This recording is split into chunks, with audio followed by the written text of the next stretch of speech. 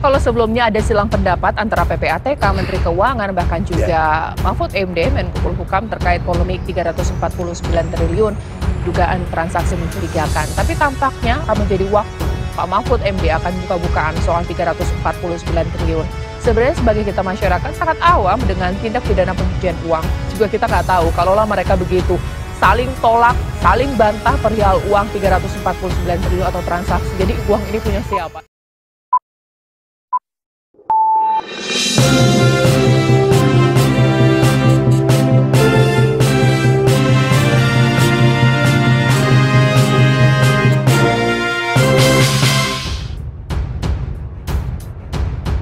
Kalaulah masyarakat mungkin kita punya pikiran atau pola pikir yang sangat sederhana. Tapi yang kita lihat saat ini adalah saling bantah mengenai perihal 349 triliun. Menteri Keuangan mengatakan bahwa yang bersangkut paut dengan kita ini nggak segitu, hanya sekitar 3,3 triliun. Tapi Menko Polhukam akan buka-bukaan juga besok. Seperti apa Bu Yenti melihatnya? Ya, kalau saya melihatnya ini adalah karena yang dipermasalahkan adalah LHA dari PPATK, berarti kan ini sudah masuk ke ranah hukum pidana ya, hukum pidana. Mau masuk proses ya, proses hukum pidana. Dari LHA PPATK itu adalah transaksi-transaksi yang mencurigakan, ada TPPU gitu ya, ada TPPU diserahkan kepada penyidik. Nanti penyidiklah yang akan menentukan apakah dari LHA itu ada TPPU-nya dan tindak pidana asalnya apa gitu ya. Makanya yang namanya transaksi mencurigakan itu kan dari lembaga keuangan dulu, lembaga keuangan apakah itu bank, apakah itu asuransi, apakah itu money changer dan lain sebagainya. Itu kalau ada transaksi 500 juta atau lebih atau berapapun yang mencurigakan yang tidak sesuai dengan profil dilaporkan kepada PPATK, disampaikan pada PPATK transaksi yang mencurigakan. Oleh PPATK diolah, jadilah yang namanya LHA ini yang sekarang kita bahas. Artinya apa? Sudah ada kecurigaan yang kemudian sudah didalami oleh PPATK, yang menurut PPATK ada dugaan pencucian uangnya. Kemungkinannya ada pencucian uang, tetapi apakah itu tindak pidana pencucian uang apa tidak? Itu nanti akan diserahkan kepada penyidik karena memang PPATK bukan penyidik, bukan penyidik tindak pidana pencucian uang, tetapi hanya membantu yang menemukan data pertama kali bahwa ada kecurigaan transaksi yang mencurigakan, transaksi yang berasal dari hasil kejahatan. Jadi saya sampaikan di sini bahwa yang namanya tindak pidana pencucian uang adalah ketika siapapun, apakah itu orang, apakah itu korporasi yang menggunakan hasil kejahatan, yang mengalirkan hasil kejahatan, yang membayarkan dengan hasil kejahatan. Yang ada di PPATK adalah aliran ketika uang hasil kejahatan itu mengalir, digunakan untuk membeli, digunakan untuk ditukarkan misalnya di money changer dan sebagainya. Itu TPPU. Jadi ada aliran yang untuk membayar, aliran yang ditukar di money changer, aliran yang dimasukkan ke perusahaan misalnya, tetapi uang itu berasal dari kejahatan. Kejahatannya apa? Dalam pasal 2 ayat 1 ada 25 jenis dan kejahatan apa saja yang motivasinya keuangan dan ancaman pidananya 4 tahun. Kalau itu aliran yang berjalan ini yang mencurigakan itu yang 497 triliun itu ternyata 349 triliun itu ternyata dari hasil kejahatan yang ada di pasal 2 ayat 1, berarti ada TPPU dan kejahatan itu. Jadi tidak mungkin kalau dari PPATK bukan dugaan pencucian uang dari PPATK, tinggal nanti penyidiknya yang lihat diserahkan kepada penyidik yang menilai. Jadi tidak bisa Menteri Keuangan mengatakan bahwa hanya ada 3,3 saja. Ini sudah ranahnya proses hukum, proses dari mau ke lidik gitu ya. Jadi bukan proses policy yang boleh dibahas antar lembaga. Ini sudah proses hukum. Saya kira Bang Saur pasti akan paham sekali tentang ini. Oke, sekarang saya ke Pak Yunus. Pak Yunus, mudah-mudahan saya bisa bertanya dengan baik ya dengan Pak Yunus. Ya, Pak Yunus. Ya, boleh Pak. Kalau tadi Ibu Yenti kan menjelaskan bahwa alih-alih kemudian menjelaskan kepada publik mengenai perihal 349 triliun bahkan juga saling bantah, harusnya ya langsung saja ini langsung selidiki ini uang dari mana, bentuk proses pencucian uang seperti apa. Ini seperti apa Pak Yunus menjawabnya?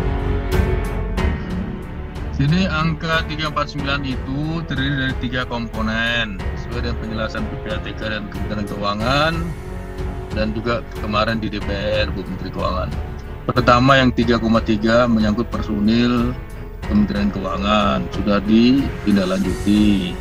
Apakah ada pidana asal cuci uang? Ya, kita dengar dari Irjen apakah ada diteruskan ke penegak hukum. Yang kedua, LHA yang terkait dengan tindak pidana perpajakan dan TPPU yang berasal dari perpajakan. Apakah ada? Jadi seingat saya sudah ada 17 yang sampai ke pengadilan. Sebagian saya menjadi ahli kasus ini di pengadilan. Ada korporasi, ada individu. Yang ketiga, kasus tindak pidana kepabeanan dan tindak pidana cukai. Penyidiknya hanya Direktorat Jenderal Bea Cukai. Kalau pajak hanya pajak yang menyidik. Nah, yang ketiga ini ada cuci uang, Pak. Ada. Saya berapa kali menjadi ahli tindak pidana cukai dan cuci uang di Boyolali, misalnya 2 kali. Penyelundupan ada di Bandung, ada di beberapa tempat yang lain. Jadi 349 itu 3 komponen tadi. Apakah ada pegawai Kementerian ikut bermain pada waktu TPPU berasal dari pajak, TPPU berasal dari kepabeanan atau cukai? Mungkin saja, tapi kita belum tahu. Lalu harus diapakan oleh instansi yang menerima laporan ini, dalam hal ini Menteri Keuangan? Seharusnya dilakukan penyelidikan oleh penyidik pajak, penyidik bea cukai. Untuk yang 2 kelompok lain ya, tindak pidana pajak dan tindak pidana kepabeanan dan cukai. Dicarilah bukti permulaan. Menurut KUHP dan Putusan MK, bukti permulaan itu ada 2 paling tidak. 2 alat bukti yang sah yang menunjukkan adanya tindak pidana yang terjadi dan adanya calon pelaku. Nah, penyelidikan ini memperjelas apakah ada pidana apa tidak dan apakah ada calon pelakunya. Kalau sudah ada 2 bukti permulaan dari unsur yang diduga dilakukan oleh si pelaku, maka bisa dinaikkan menjadi penyidikan. Penyidikan ya, sudah ada tersangkanya. Nah, nanti kalau sudah lengkap baru diserahkan ke penuntut umum ya, untuk diserahkan ke pengadilan dalam proses peradilan. Itulah proses yang kita harapkan. Karena PPATK sendiri yang disampaikan itu bukannya transaksi yang mencurigakan. Keliru kalau bilang yang disampaikan itu transaksi yang mencurigakan. Transaksi yang hanya disampaikan oleh penyedia jasa keuangan kepada PPATK, disimpan di PPATK. Ya. Produk PPATK itu ada analisis, ya, hasil analisis, ada hasil pemeriksaan, ada informasi, dan ada rekomendasi. Dalam hal ini yang diserahkan adalah laporan hasil analisis. Apa follow up dari penegak hukum? Ya, penyelidikan. Jadi kalau kita umpamakan permainan bola, PPATK itu sebagai playmaker. Dia midfielder atau gelandang yang memberikan umpan kepada penyidik. Seluruh penyidik boleh menyidik TPPU. Umpannya bisa diberikan, bisa baik, bisa tidak. Tapi seharusnya striker itu, kalau udah diberikan umpan seperti itu, harus melakukan penyelidikan menjadi bukti permulaan yang cukup tadi ya. Oke, baik. Bukti permulaan, apakah ada pidana, apakah ada calon pelakunya. Jangan sudah diberikan nanti dilakukan katakanlah klarifikasi. Karena yang nama analisis PPATK berbeda dengan LHKPN. LHKPN itu self assessment, kalau hasil analisis ini pekerjaan pakar, pekerjaan ahli, analis kami di PPATK berdasarkan database, berdasarkan LHKPN dan lain-lain. Itu sudah setengah matang. Tinggal dicari bukti permulaannya saja untuk menjadi kasus pidana, menjadi goal di pengadilan. Gitulah kurang lebih, Mbak. Terima kasih banyak. Iya, Bang Saur, kira-kira Pak Mahfud akan buka-bukaan apa ya? Mengingat bahwa ini akan head to head antara Mahfud MD dengan anggota DPR, bahkan 3 yang ditantang oleh Pak Mahfud besok. Saya kira tadi Pak Yunus sudah memberikan sesungguhnya semacam gambaran besar tentang bahwa yang diperintahkan oleh undang-undang untuk dugaan pencucian uang itu adalah PPATK. Ya toh?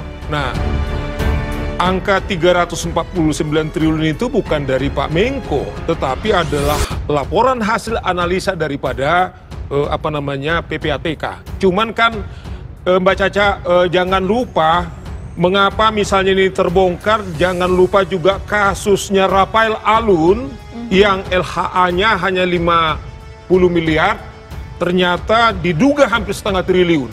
Dan kemudian Pak Mahfud kemudian bahkan membongkar ada deposit safety di Bank Mandiri itu sekitar 37 miliar.